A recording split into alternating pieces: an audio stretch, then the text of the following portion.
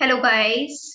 आज के इस लेक्चर में हम करेंगे बायनॉमियल डिस्ट्रीब्यूशन का सेकंड पार्ट, जिसमें हम नेक्स्ट जो हमारी प्रॉपर्टीज है उसको डिस्कस करेंगे।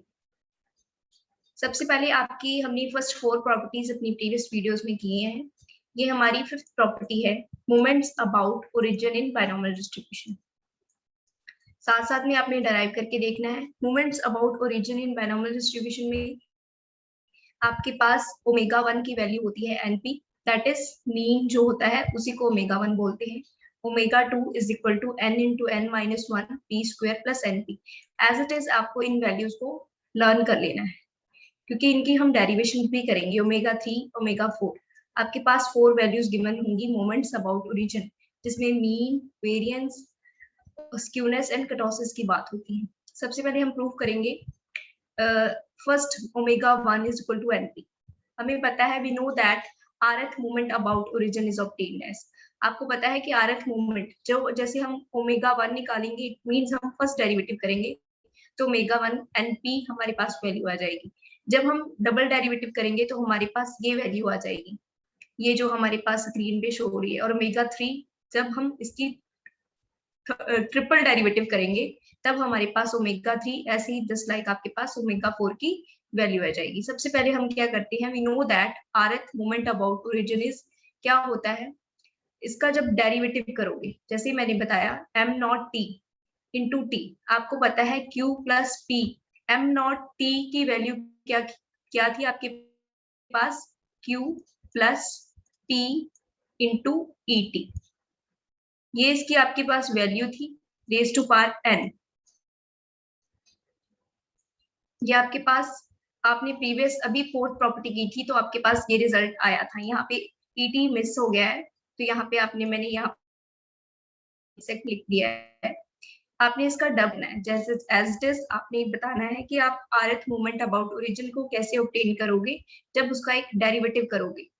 हमने इसका डेरिवेटिव किया। डेरिवेटिव आपको एज यूजली करना आता है, पर फिर भी मैं बता देती हूँ। आपकी जो पावर होती है वो नीचे आ जाती है और उसके बाद आपकी जो ऊपर पावर होती है वो डिक्रीज होती जाती है।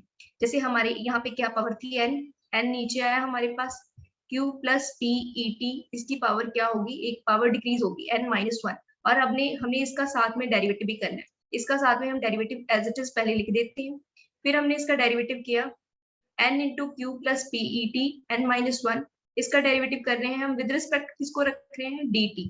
तो हमारा डेरिवेटिव q का क्या आएगा, q इज एज कांस्टेंट, तो q का डेरिवेटिव क्या आएगा, 0 plus p into E T. ठीक है, et का डेरिवेटिव et ही आ जाएगा। आपको पता है et का डेरिवेटिव, क्योंकि विद रिस्पेक्ट हम क्या कर रहे हैं, t, तो et का डेरिवेटिव et आएगा और साथ में आपके पास क्या आ जाएगा, t का डेरिवेटिव 1।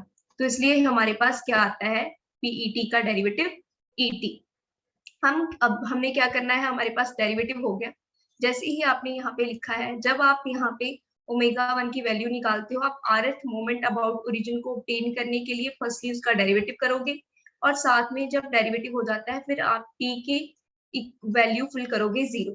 अब हम यहाँ पे t की वैल्यूज फिल करते हैं 0, n इंटू क्यू, जहां जहां भी आपके पास t है वहां पे आपने वैल्यूज पुट कर देंगे। वैल्यूज पुट करने के बाद ई नॉट आपके पास क्या हो जाएगा, ई नॉट इज इक्वल टू 1। इसको साथ साथ में ऐसी डेरिवेशन को डेराइव करी जाओ और साथ में ये वैल्यूज लिखी जाओ। ई नॉट की वैल्यू आपके पास क्या हो जाएगी, 1। अब हम यहाँ पे ई नॉट की वैल्यू फिल करते हैं। आपके पास n into q plus P, यहाँ पे ई नॉट की वैल्यू क्या हो गई, 1 into n minus 1, 0 plus p e naught की वैल्यू क्या है, 1। एज इट इज हमने लिख लिया, हमारे पास वैल्यू क्या आ गई, n p q plus p. आपको प्रीवियस लेक्चर में भी बताया गया था q प्लस पी की वैल्यू, q प्लस पी एक कंडीशन होती है जिसमें probability of success and failure को जब सबमिशन किया जाता है तो उसकी वैल्यू क्या होती है, 1। तो आपके पास ये क्या बन गया, अब यहाँ पे 1 एन पी इंटू 1 आपका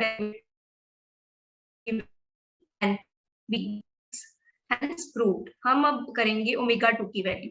लाइकवाइज जैसे बताया गया है, सेकेंड मोमेंट आपने निकालने के लिए आप उसका डबल डेरिवेटिव करोगे। आपके पास ये जो भी वैल्यूज गिवन थी इसका आप डेरिवेटिव करोगे। इसका आप पहले, ये आपको वैल्यू गिवन थी m नॉट t की, m नॉट t की आप m नॉट t डैश, ये आपके पास आया, इसका आप क्या करोगे, डेरिवेटिव करोगे अगेन, फिर वो क्या हो जाएगा, it as a double derivative.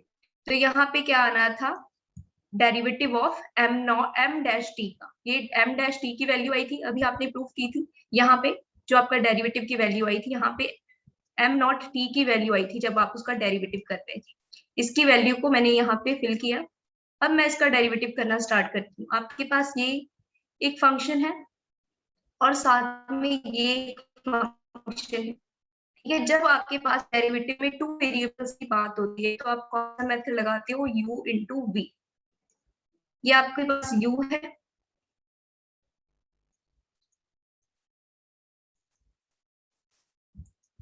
ये आपके पास u है और ये आपके पास v है।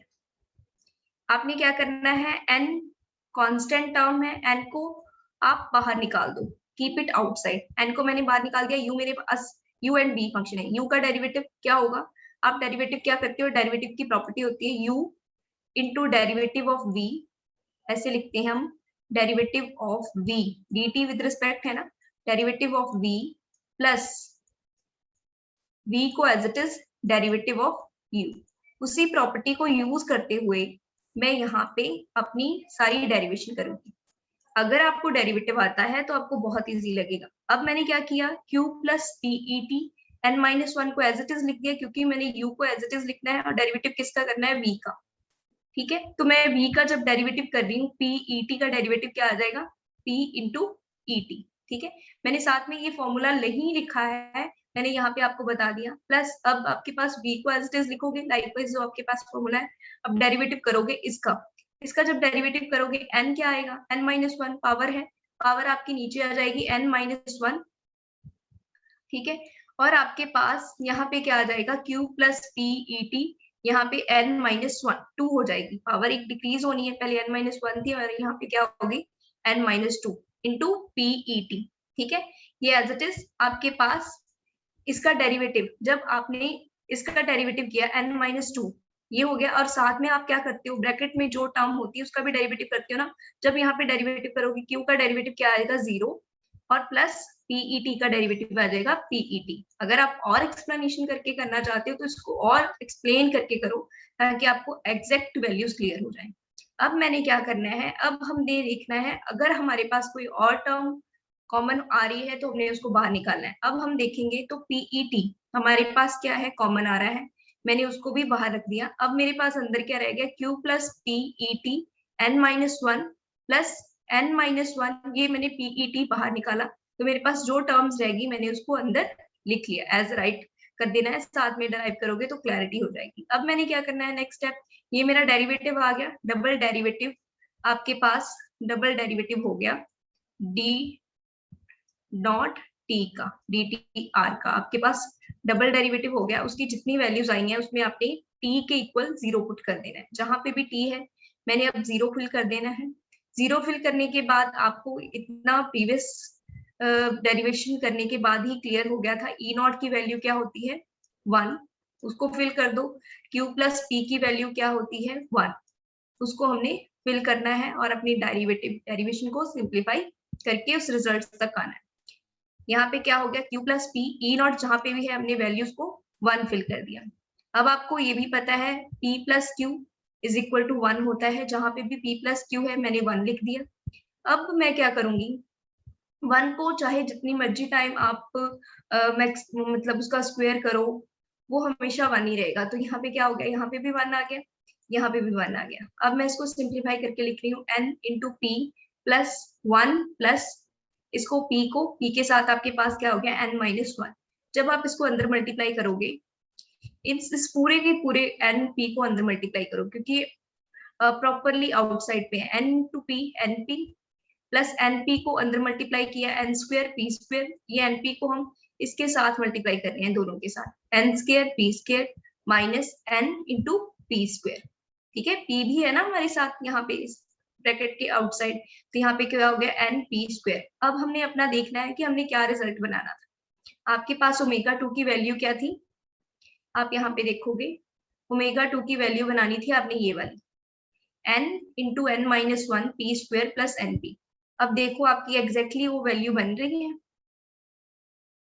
ठीक है, अब हमारी ये वैल्यू बन रही है n into n minus one p square. हमने क्या किया, इसमें से n को कॉमन निकाला पहले, ठीक है, अंदर हमारे पास टर्म रहेगी n माइनस वन एंड बाहर क्या आ गया हमारे पास पी स्क्वायर प्लस np, जो हमारी ओमेगा 2 की वैल्यू प्रूफ हो गई। ऐसे ही अगर आप सिमिलरली अगर आप omega 3, similarly you can derive values from the third values and the fourth moments by taking third and fourth derivatives of m naught t। Origin का जब आप थर्ड और फोर्थ डेरिवेटिव लोगे तो आप जो थर्ड एंड फोर्थ डेरिवेशन है उसका रिजल्ट भी ऑब्टेन कर लोगे। नेक्स्ट हमारे पास सिक्स्थ प्रॉपर्टी है, for binomial distribution various central moments और मोमेंट्स अबाउट मीन आर। आपके पास सेंट्रल मोमेंट्स और मोमेंट्स अबाउट मीन क्या है, μ1 की वैल्यू होती है 0, μ2 की वैल्यू होती है n p q एंड μ3 की वैल्यू ये आपको एज इट इज पता होनी चाहिए। नेक्स्ट μ4 की value 3n square p square q plus np q 1 minus 6p q। अब आपने क्या करना है, इन वैल्यूज को यूज करके, इसलिए एज इट इज इनको लर्न करना है। μ1 से लेके जो आपकी मोमेंट्स और मोमेंट अबाउट ओरिजिन से वैल्यूज होती है, mean, variance, skewness and kurtosis, जो आप फाइंड आउट करते हो μ3 एंड μ4 को यूज करके उसको सॉल्व करोगे। प्रॉपर्टी 7 क्या है, for binomial distribution various measures of skewness are as follows. आपके पास बीटा 1 की वैल्यू कैसे निकालते हैं, स्क्यूनेस के लिए आपने फॉर्मूले किए थे, μ3 का स्क्वायर करते हो और μ2 का क्यूब करते हो। इन वैल्यूज को अगर आपने याद किया है तो ये आपके लिए बहुत इजी है। आपने μ3 की वैल्यूज पुट की n p q minus p का स्क्वायर। अब मैं क्या कर रही हूँ, स्क्वायर को दोनों टर्म्स में डिवाइड कर रही हूँ, n p q का स्क्वायर हो गया, q माइनस p का स्क्वायर हो गया। अब यहाँ पे ये 2 टाइम्स है और यहाँ पे 3 टाइम्स है, 2 टाइम्स यहाँ से कैंसिल हो रहा है, हमारी टर्म क्या आ रही है n p q, यहाँ पे q माइनस p का स्क्वायर एज इट इज आ जाएगा। ये हमारी बीटा 1 की वैल्यू आई। अब सेकंड मेजर ऑफ गामा 1 आप कैसे निकालते हो, जब आप अंडर रूट करते हो बीटा 1, जो हमारी वैल्यू आई थी उसी का हमने रूट कर देना है। जब हमने रूट किया तो हमारे पास क्या आ गया, q माइनस p और रूट में n p q, ये आ गई आपकी ओमेगा 1 की वैल्यू। ये आपने फाइंड आउट किया स्क्यूनेस, ठीक है। अब आपको पता होना चाहिए आपके पास 3 पॉसिबल केस होते हैं। इन केसेस में if q is equal to p, अगर q इक्वल टू p है then distribution is without skewness. अगर q is greater than p है then distribution is positively skewed. अगर q is less than p है then distribution is negatively skewed. आपको ये conditions पता होनी चाहिए। नेक्स्ट है प्रॉपर्टी जो आपने स्क्यूनेस की करनी है, बीटा 2 की कर्टोसिस। कर्टोसिस कैसे फाइंड आउट करते हैं, कर्टोसिस के लिए आपके पास 2 मेजरमेंट होते हैं, बीटा 2 एंड गामा 2, उन्हीं को यूज करोगे। बीटा 2 को हम कैसे फाइंड करते हैं, μ4 अपॉन μ2 का स्क्वायर, और यहाँ पे क्या वैल्यू आ जाएगी आपके पास, μ4 की वैल्यू क्या गिवन थी 3n स्क्वायर, वही वैल्यू यहाँ पे पुट कर देनी है और μ2 का अपने यहाँ पे स्क्वायर कर देना है। μ2 की वैल्यू थी npq का स्क्वायर। अब हम इसको सॉल्व करते हैं। हमने क्या किया, आपके पास npq इन पूरी ब्रैकेट में से कॉमन है तो हमने उसको बाहर रखा, हमारे पास अंदर क्या रहेगी term 3npq plus 1 minus 6pq। अब देखो npq सिंगल टाइम्स यहाँ से कट हो रहा है, हमारे पास क्या टर्म रहेगी 3npq प्लस 1 माइनस 6pq। अब हम यहाँ से ब्रैकेट को डिवीजन कर देंगे ब्रैकेट्स की, यहाँ पे क्या हो गया 3npq अपॉन npq आ गया और 1 माइनस 6pq अपॉन npq आ गया, ये वाली टर्म्स आ गई। अब हमारे पास यहाँ पे npq और npq कैंसिल हो रहा है और हमारे पास रेजिडुअल टर्म्स क्या बच गई 3 plus 1 minus 6pq upon npq। ये हमारी आ गई बीटा 2 की वैल्यू। अब हमने फाइंड आउट करनी है गामा 2 की वैल्यू। गामा 2 की वैल्यू के लिए हमारे पास ये फॉर्मूला होता है बीटा 2 माइनस 3। अब उसमें हम वैल्यू पुट करेंगे जो हमारी बीटा 2 की वैल्यू आई थी, ये वाली जो वैल्यू आई हमने यहाँ पे पुट की, यहाँ पे 3 एंड 3 कैंसिल हो रहे हैं तो आपके पास गामा 2 की वैल्यू क्या आ रही है, दिस वन। ठीक है, क्लियर है, ये आपके पास गामा 2 एंड बीटा 2 की वैल्यूज आ गई। इट मींस आपके डिस्ट्रीब्यूशन लेप्टोक्वाटिक हो सकती है, मेसोक्वाटिक हो सकती है और प्लेटोक्वाटिक हो सकती है, depends upon the values of p and q। ये आपको क्लियर होनी चाहिए, मेसोक्वाटिक कहाँ पे होती है, प्लेटोक्वाटिक कहाँ पे होती है एंड लेप्टोक्वाटिक कहाँ पे होती है। नेक्स्ट प्रॉपर्टी करेंगे हम additive property of binomial distribution. Binomial distribution की एडिटिव प्रॉपर्टी बहुत सिंपल है। यहाँ पे आपके पास एडिटिव प्रॉपर्टीज में दो कंडीशंस होती हैं। फर्स्ट कंडीशन है आपके जो वेरिएबल्स है वो इंडिपेंडेंट होंगे। Next, the probability of success is same for both the values. आपके पास प्रोबेबिलिटी ऑफ जो सक्सेस है वो दोनों वैल्यूज के लिए सेम रहेगी। यहाँ पे क्या है आपके पास x1, आपको पता है आपके पास दो पैरामीटर्स होते हैं प्रोबेबिलिटी करने के लिए, beta N and P.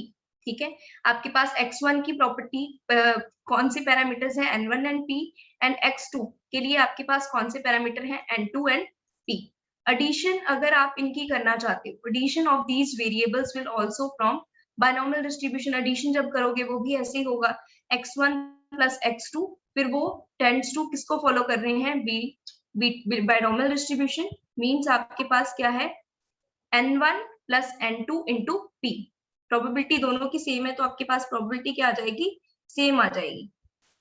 Next आपने क्या करना है, let us suppose that x1 is binomial variable with parameter. आपने सपोज करना है जो x1 क्या है वो बायनॉमियल वेरिएबल है, तो आपके पास वो क्या करेगा, n1 एंड p को फॉलो करेगा। अब आपके पास ये वैल्यू क्या आ गई, x1 and b।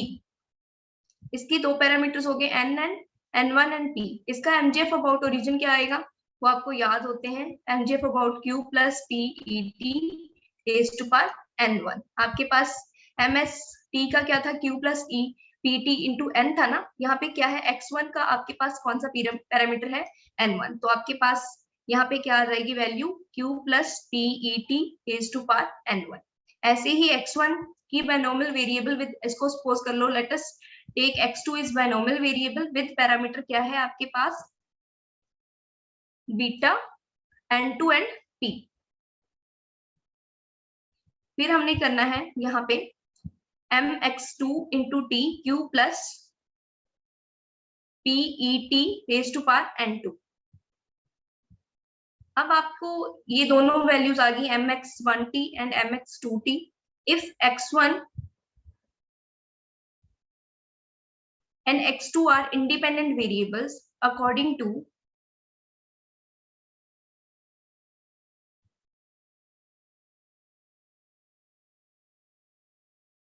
additive property of MGF, आपके पास क्या हो रहा है, mx1 plus x2 into T. आपको यहाँ पे क्या करना है, एडिटिव प्रॉपर्टी में mx1t इंटू mx2t आ जाएगा। ठीक है, आपके पास ये वेरिएबल्स एडिटिव प्रॉपर्टी में मल्टीप्लिकेटिव फॉर्म में हो गए, क्योंकि जो addition of mgf of two independent random variable equal किसके होते हैं, multiplication of mgf respective variables.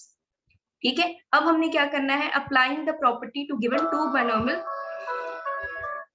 आपने क्या करना है, applying the property to given to binomial variable we get. अब हमने इसमें प्रॉपर्टी अप्लाई करनी है mx1 प्लस mx2। यहाँ पे ये इसी कंडीशन में है, पहले आपने mx1t की वैल्यू पुट करनी है, फिर mx2 की वैल्यू पुट करनी है। यहाँ पे वैल्यूज पुट की, उन्हीं वैल्यूज को जब हमने किया q plus p et n1 plus n2 हो गया, क्योंकि दोनों के बेस सेम है और पावर्स हमारी क्या हो जाएंगी, add. Therefore, you can write x1 plus x2 क्या बन गया, tends to n1 plus n2, और प्रोबेबिलिटी इसमें क्या है, सेम। तो यहाँ पे आपने जो अपनी एडिटिव प्रॉपर्टी के अकॉर्डिंग आपकी कंडीशन बनती थी वो प्रूव हो गई कि आपकी एडिटिव क्या कंडीशन बनती थी कि जो x1 प्लस x2 की बायनॉमियल डिस्ट्रीब्यूशन में आपके पास जो नंबर ऑफ एलिमेंट्स होंगे वो n1 n2 आ जाएगा, और आपके पास जो प्रोबेबिलिटी है वो दोनों की कॉमन आएगी। ठीक है, अब नेक्स्ट हमारी प्रॉपर्टी है 10th प्रॉपर्टी, एज। ये बहुत ही सिंपल है, इसका मतलब है अगर n आपका इंफिनिटी होगा, मींस आपका जो सैंपल होगा वेरी वेरी लार्ज होगा, एंड जो प्रोबेबिलिटी है टेंड्स टू 0 हो जाएगी, क्योंकि जो बायनॉमियल डिस्ट्रीब्यूशन है converts itself into Poisson distribution, वो पॉइसन डिस्ट्रीब्यूशन में कन्वर्ट हो जाएगी जब आपकी n मींस आपकी इंफिनिटी चल जाएगी, क्योंकि आपके पास जो बायनॉमियल डिस्ट्रीब्यूशन है वो डिस्क्रीट इन सीरीज में है। अगर वो n लार्ज साइज में लेते हैं वो कंटिन्यूस में कन्वर्ट हो जाएगा, जब वो कंटिन्यूस में कन्वर्ट होगा इट बिकम पॉइसन डिस्ट्रीब्यूशन, वो पॉइसन डिस्ट्रीब्यूशन में कन्वर्ट हो जाएगा। नेक्स्ट आपकी प्रॉपर्टी है 11th, as n approaches infinity. जब आपका n इन्फिनिटी के इक्वल होता है, एंड पी जो आपकी प्रोबेबिलिटी ऑफ सक्सेस है वो प्रोबेबिलिटी ऑफ फेलियर में कन्वर्ट हो जाए इन केस, दैट मीन्स आपकी जो प्रोबेबिलिटी है, probability of success is almost equal to probability of failure. It means क्या होगा, binomial distribution converts itself into normal distribution. इस कंडीशन में बायनॉमियल डिस्ट्रीब्यूशन जो है वो कन्वर्ट हो जाएगी नॉर्मल डिस्ट्रीब्यूशन में। होप सो आपको ये सारी टर्म्स क्लियर हुई होंगी कि हमने यहाँ पे एडिटिव प्रॉपर्टीज, ये आपके पास आज के लेक्चर में मैंने आपको 6 to 7 प्रॉपर्टीज बताई हैं, जिसमें हमने moment generating function about mean किए हैं, ओरिजिन के अकॉर्डिंग किए हैं, ओमेगा 1 ओमेगा 2 ओमेगा 2 की वैल्यूज को डराइव किया है। नेक्स्ट हमने यहाँ पे मैंने आपको प्रॉपर बताया है कि हमने कैसे यहाँ पे μ1 μ2 की वैल्यूज को यूज करना है, μ1 μ2 μ3 μ4 की वैल्यूज को आपने एज इट इज लर्न करना है। उनको यूज करके आपने कर्टोसिस के और स्क्यूनेस के जो मेजर हैं beta 1 alpha beta 1 gamma 1 beta 2 and gamma 2, उनकी वैल्यूज को ऑब्टेन करना है। नेक्स्ट आपने एडिटिव प्रॉपर्टी को कैसे यूज करना है उसको प्रॉपरली ब्रीफ में करना। नेक्स्ट आपके पास दो बच जाती हैं कि जब n इंफिनिटी में कन्वर्ट होता है, आपके पास एक कंडीशन होती है कि आपकी जो प्रोबेबिलिटी ऑफ सक्सेस है, अगर वो 0 आती है तो उस केस में आपका जो पॉइजन डिस्ट्रीब्यूशन है, जो बायनॉमियल डिस्ट्रीब्यूशन है, वो पॉइजन में कन्वर्ट होगा। अगर सेकंड कंडीशन है, अगर n आपका जो सैंपल है वो लार्ज है एंड जो ऑलमोस्ट आपकी प्रोबेबिलिटी ऑफ सक्सेस फेलियर के इक्वल है, इट मीन्स आपका जो नॉर्मल डिस्ट्रीब्यूशन है वो नॉर्मल डिस्ट्रीब्यूशन में कन्वर्ट हो जाएगी। Thank you very much.